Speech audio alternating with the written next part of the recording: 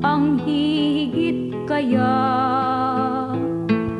sa pagkadalisay at pagkadakila, gaya ng pag-ibig sa tinubuang lupa.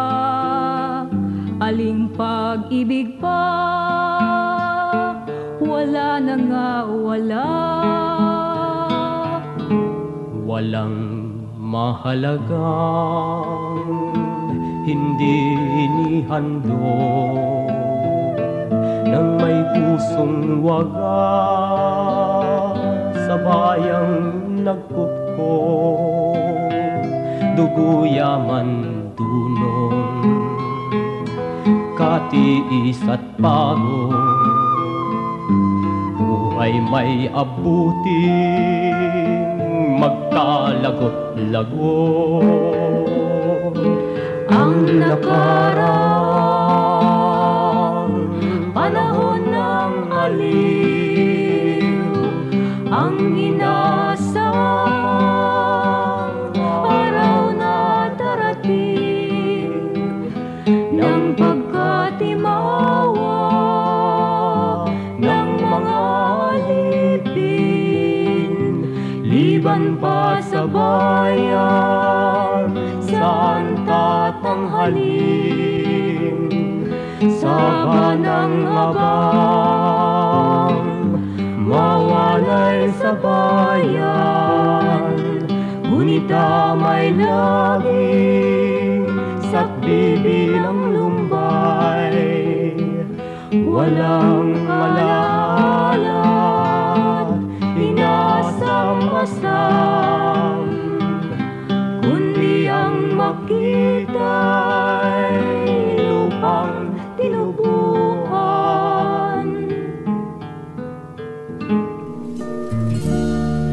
Tumindig ka, masdan ang iyong palad,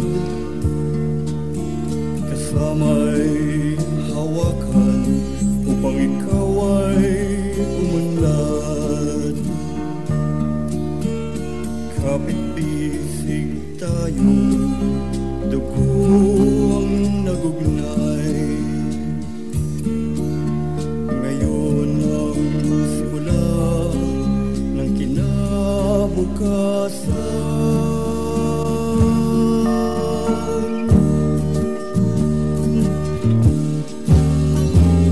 Iligtas mo kami sa Panginoon, mapangalipin. Pagkakapantay-pantay at hustisya ay pairalin.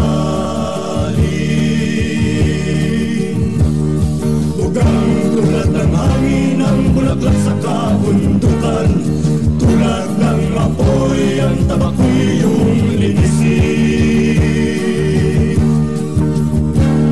Mangyari nawang huwag mo dito sa lupa, bigyan mo kami ng tapang at lakas sa pakikibaka. Bugang tulad ng hangin ang bulaklak sa kabundukan, tulad ng apoy ang tabako'y iyong linisin.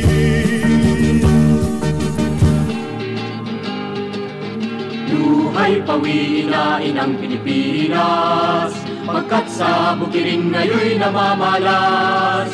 Mamamayang pilit ginupo ng dahas, bawang nakatindig at may hawak na armas. Ang mga pasakin pilit na kinakalas, mapagsamantalay alisan ng lakas. Dugong magsasakang dati ibinilig, sa iyong larangan daloy pa ay dinig. Sa panahong ito'y nagsisilbing bisig ng mga manggagawang siya ngayong may pinig. Sa bagong kilusan sa buong daigdig na siyang magpapatid ng kadena sa bisig. Masdan mo ang parang sa iyong paligid, lahat ay nariyan, anak kong papatid.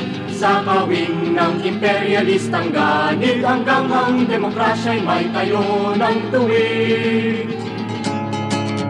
Manggagawa at magsasaka, kabataan at profesional, mga alagad ng simbahan, negosyante at pinunong makabayan. Tayo na at magkapit-bisig, tapusin ang taong pananahimik. Panahon na upang ang ating tinig ay marinig sa buong daigdig. Tayo na at magsama-sama sa pagduro sa imperialista. Tayo na at magkaisa, lansagin ang pasistang diktadura. Nasa atin ang tunay na lakas, tiyak nasa atin ang bukas.